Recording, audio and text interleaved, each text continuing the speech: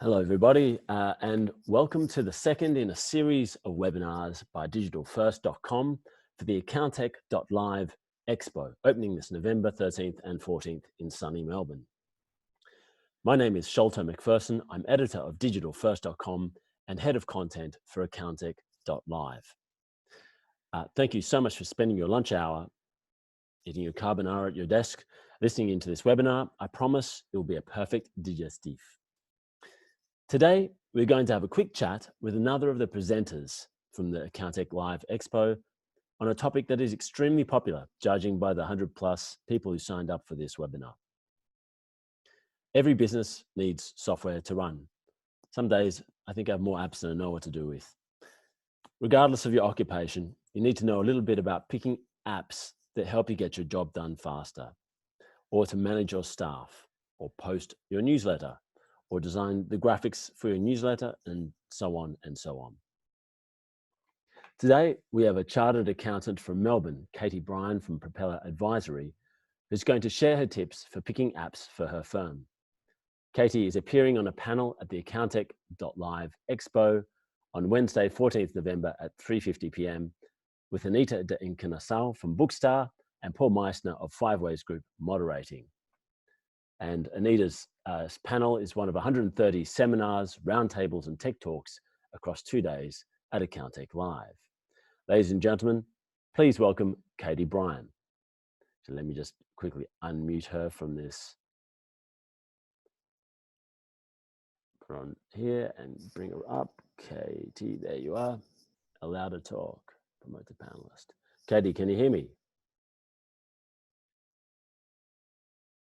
Well, I can see you, and let me hit this. There we go, Katie. How are you going? Can you hear me now? Great. Yes. Can you hear me? Yeah, loud and clear. Thanks very much Fabulous. for joining us today. How are you doing? Yeah, really well, thank you. Excellent. Look, I thought it'd be good to start by introducing you to our viewers. Can you tell us a little bit about yourself, how long you've been running your firm, and how big it is, and what kind of services you do? Yeah, sure. So I've been an accountant for about 8 or 9 years, and I started Propeller Advisory just over 2 years ago, so it's coming up to 2.5 years. We started as a virtual CFO firm and then introduced a broad range of services from there, including tax, being a tax agent, a little bit of bookkeeping and that sort of thing as well. We've been running strong, I guess. We love tech. I think tech has been the greatest asset and has allowed us to grow probably a lot faster than we ever imagined. So what is your level of proficiency with tech? I mean, do you wake up on a Sunday morning and flick through tech news on your iPhone, or are you someone who appreciates tech but just takes it when you need it? Yeah, I probably am more the latter. So appreciate tech, take it when I need it. I don't sit down on a Sunday morning with my coffee and really get into it. But yeah, I'm definitely very interested in it, and especially in the way that it's going to advance not only how my firm runs, but also how my clients' businesses run as well. Okay. Well, why don't we go through the process, like a rough process of how you might do it. So what was the last app that you installed? So the last app that we started using was actually a client reporting app, which has been amazing. It produces, instead of just the standard profit and loss that we can pull from any accounting system, it tends to give us a lot more of a breakdown. It's called SYFT, which is SYFT, and it's only new to the market, I think, because I only heard of it a couple of months ago.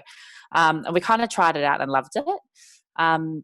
Pulls all the data out of Xero, puts it in graphs, makes it really interesting for the client. Because as we all know, clients don't really like to read a profit and loss or a balance sheet very often. But if we can make it look pretty and interesting, then they're more likely to look at it. So that's probably the most recent one that we've implemented. And in terms of choosing that, like, we've gone through so many over the last 2 years. And I guess it tended to be the least difficult. Like you connected it to Xero and it just, or whatever accounting system, and then it just did what you wanted it to do instead of having to go in and play with things and I guess tweak it the way that you wanted it to do. But how did you hear about it in the first place? I mean, that is a very new app to the market. It is very new. So it was actually at another event at XeroCon, actually. They were exhibiting there. And I think that's a huge thing when it comes to getting to understand the tech that's available, is attending all of these events like Accountech.Live. But being able to get out, talk to the vendors, really understand the apps. I mean, there's only so many lunchtime demos we can do. So attending these events really enables us to get out there and get, I don't know, hundreds of demos in one day or 2 days or whatever it might be. But presumably you already had a reporting app. So Yeah. why would you be going to a big show to look at other reporting apps? Wouldn't you just tick that box and move on? Or would you have some reason to? I think that you really need to keep your options open. Just because you have something doesn't mean that something better doesn't come to the market. And I guess it's a bit like with any industry as well. And the time that we're in is a very technologically advanced period where things are constantly changing. And if you're not staying up to date with what's out there on offer, then you're going to get left behind, really. So what were you using previously? We were kind of using a whole heap of things because we weren't really happy with any one thing. So we've used things like Fathom, Spotlight, all of that sort of stuff. We've even at one point dropped everything and started using Excel because then we could just manipulate it the way that we wanted to. So there's just so many options out there, and I think that it really does take a lot of trial and error until you find the one that works best for your firm and in particular your clients. But how do you handle the change management aspect? I mean, you've just mentioned, well, say two other reporting apps plus Excel, and now you're onto a fourth. Yeah. How do you deal with the amount of time it takes to switch between things yourself, or I don't know if you have staff? I mean, how do you justify that in terms of productivity and I guess time invested? Right. So it's huge. I think the number one key point in that regard is to just make sure that you have your whole team involved. If you find something and you think that it's great for you, doesn't necessarily mean that it's going to solve your team's problems. And having them attend a demo, do a trial, really make sure that they've given you all your feedback on it. I think that is super important, because if you just go along and implement systems and expect that your team's just going to jump on board, they might get quite overwhelmed and a little bit annoyed with you, really. So I think that's the key thing, is to get your team's engagement, get their tick of approval first. So how many staff do you have? So we've got 4.5. Okay. Yeah. And so what is the process? You go out hunting, find what you like, drag it back, and then throw it to the team to test and see whether they like it? Yeah, that's right. So I'll tend to I'll pick one staff member first, and I'll say, hey, what do you think of this? It's the easiest. Yeah, exactly. Go on, do a demo, tell me what you think. And then if it gets their tick of approval, then I'll show it to the rest of the team. And then we tend to get everyone's feedback. So we have a Skype session, because we've got remote teams as well. So we'll have a Skype session and we'll all sit there and we'll go through the pros and cons. What sort of pain points that it's going to help, whether it's actually worth the changeover, because it can take a long time depending on what the app is. And with something like a reporting tool, it can be quite hard because you might need to use multiple. Some clients might be appropriate for one, and then other clients might be appropriate for another. And that, I think, in that sense, you need to have all of your systems and processes down pat, so that, say you bring on a new staff member, it's an absolute headache to train them in all of these different systems. Yeah. And I mean, there's also the cost. Like if you're paying for 3 reporting apps. Yeah, that's right. Yeah. Kind of sucks. Yeah, exactly. So I think cost is like a key, especially at my stage in my business. We're just little babies, been around for 2 years. So cost is a huge thing. And that's right. So I think when it comes to reporting, as we were talking about. Cost is huge because you need to be getting the benefit for your client, and they need to be paying you accordingly, obviously. So I like this idea of you having someone one of your staff members to test it with first. Yeah. This is like a sanity check before you start going to the rest of them. Yeah, that's right. Who is that kind of person? So for the people listening in, they're thinking, okay, well, I've got a bunch of people here I could throw it to. Yeah. What are the characteristics that make them a good test pilot, co-pilot? So the particular person that I tend to choose probably does the most varied, she has the most varied skills within our team. So she does a little bit of tax, a little bit of bookkeeping, a little bit of everything. Okay. And she's also the most honest. So she'll come back to me and tell me what she really thinks. Okay.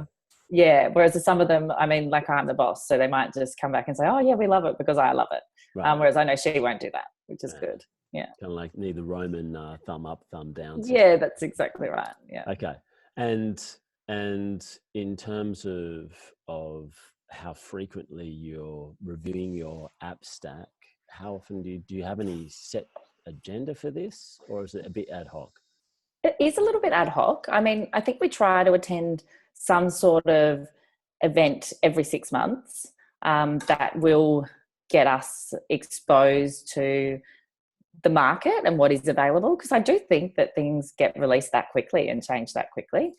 But if it's not every 6 months, it's definitely every year. But also keeping our fingers on the pulse, like in terms of getting out there, talking to our peers within the industry, what do they use, keeping an eye on newsletters and all that sort of thing, and just making sure that when something does come out, we kind of look at it and go, normally like it's an immediate no, or, oh, that one looks interesting, I might check that out.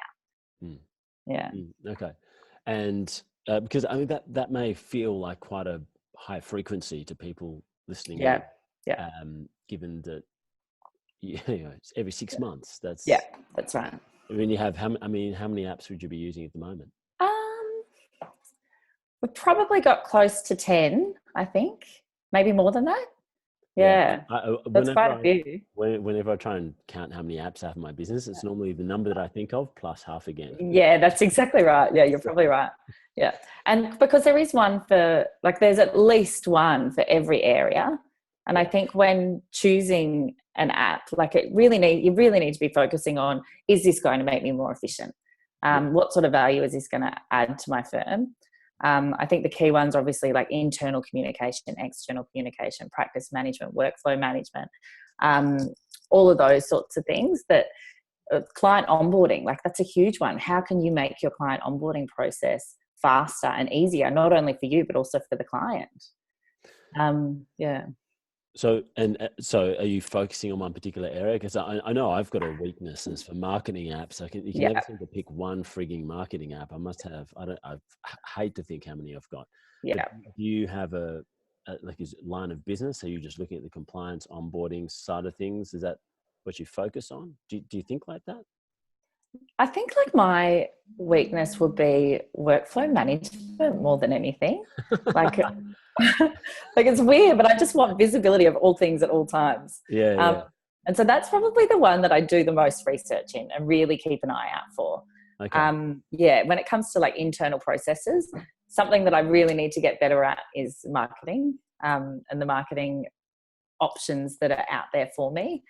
That's my next step, I think. So why don't you tell us about apps you picked for workflow management recently, or what your thinking is around the apps and features that you think are really important? Yeah, for sure. So I think we started with one and I thought that we were going to use that, and then I was told about another. You got to give names here, because So we started with Xero Practice Management. Okay. Which, because we use all Xero basically. So we started with Xero Practice Management. I thought that was just going to be it, and then went out, and because I network a lot with people in the industry, went out and people were telling me about their tech stacks and everything. It's all very exciting. So, and then everyone was talking about this other, I guess, workflow management system, which is called Carbon, which has everything in it. So it's got your email, it's got your I guess, contacts, your workflow management, and they do it in a Kanban style. So it looks like just cards on a page. And so you can see at any one time what's overdue, what's in progress, what stage everyone's kind of at. And that's been great for us because that's assisted with my visibility hugely, but also we have daily huddles every morning, and I can just pick up at any one time and see what anyone's working on, what we're waiting for, information from clients, what we're waiting on the ATO for, all sorts of things, which has really been really helpful. Okay. And just generally speaking, how techie do you think accountants need to be? Like how invested as like a principle of a business from one to another? What would you say to someone starting out, or someone, say, like a senior accountant who's thinking about going out on their own and hasn't really had to deal too much with picking apps for their firm? So I think that it is possibly like the most important thing that you have to do. Wow. Like I really do think it is, like for efficiency purposes. Like I've had some friends that have gone out and they've started their firm before me and haven't worried about any of the tech side. And then I've kind of hassled them. And then as soon as they start doing it, they're like, oh my gosh, it changed my life. Why didn't I start like this? And I think also, like, so I had a client that was just, sorry, not a client, a friend that was just using Handysoft still, and had no practice management systems, absolutely nothing, like no internal communication, nothing like that. And wasn't even using zero practice management. And so the first step was to get him onto zero practice management and zero tax. And that was such a big step for him, and it took him so long to make that decision. And then once he did it, he was absolutely shocked with how easy, I guess, life became from there, which was really, really exciting for me. But yeah.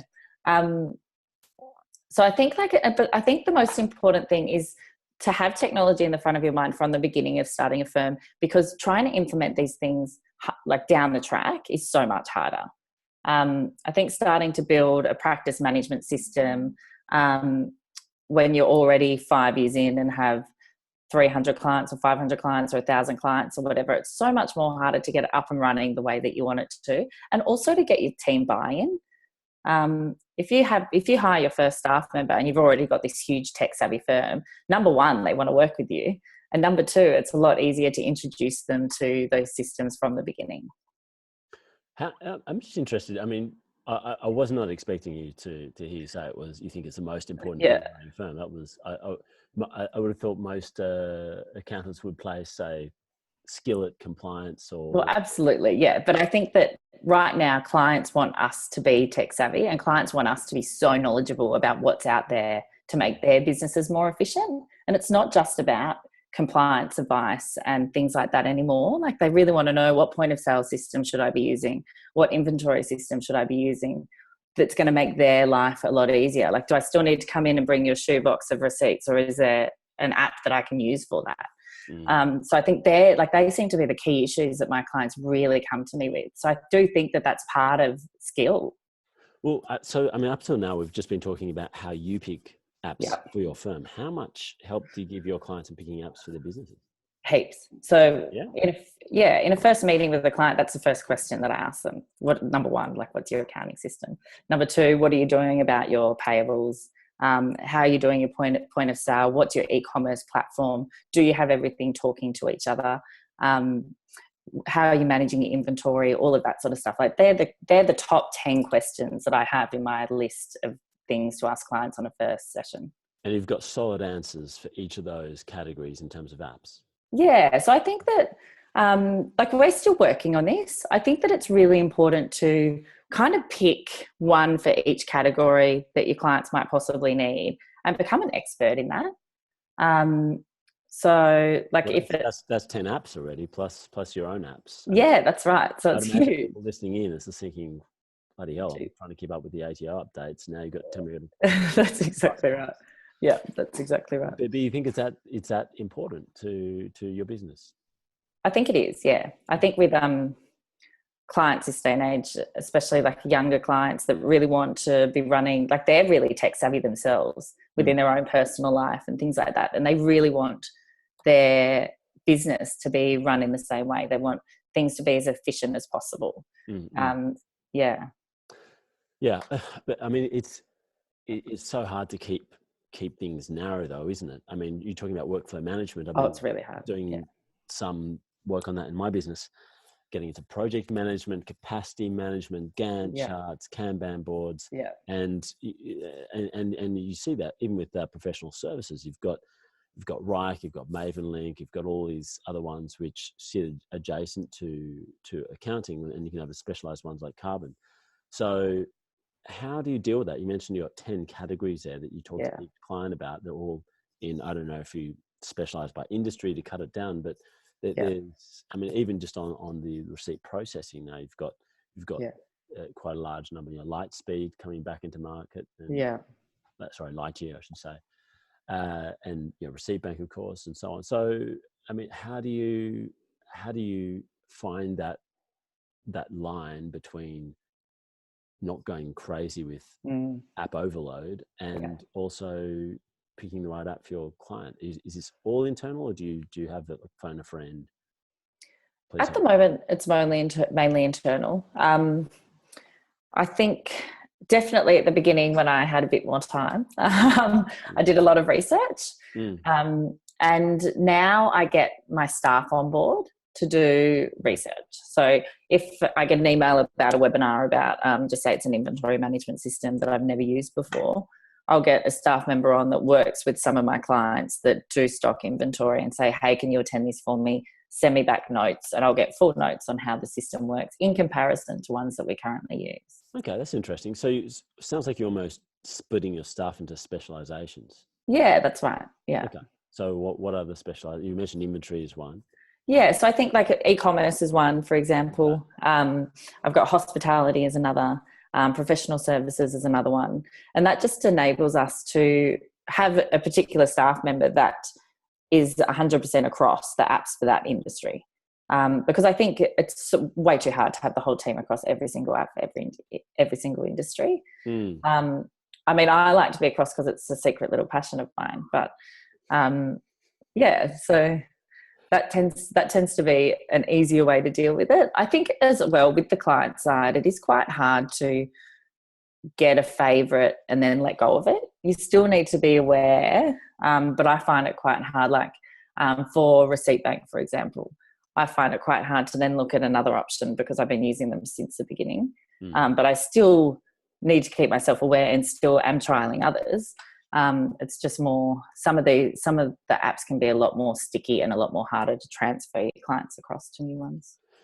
So I'm interested in this idea that you're training your staff who I assume are doing bookkeeping and accounting and other similar services in app discovery and evaluation, as opposed to employing like a techie type person who just does tech. So, probably know Steph and App Growthwise, Bo Galdron, who kind of like the in-house tech guy, and a couple of other firms where the principal doesn't have the time to invest as much time as they want to or may not want to into app discovery, so that they bring someone in. So what are your thoughts about that? I like it. Like, I think it's a good idea. Absolutely. I think that the accounting model has changed where it's not just accountants in an accounting firm anymore. We do need like the tech guys and all that sort of stuff. I think thinking of my team personally, my guys really want to be involved in that sort of stuff, and they want to be kept in ahead of the technology market or in line with the technology market and what's happening. And they really want to be knowledgeable about that for the future. Not saying that having, I guess, a tech guy in your team would decrease that knowledge for them, but I'm imagining that they wouldn't get as much exposure. And that exposure is useful for? Well, it's for their conversations with clients, right. Okay. So it makes them better at their job, essentially. That's right. Absolutely. Yeah.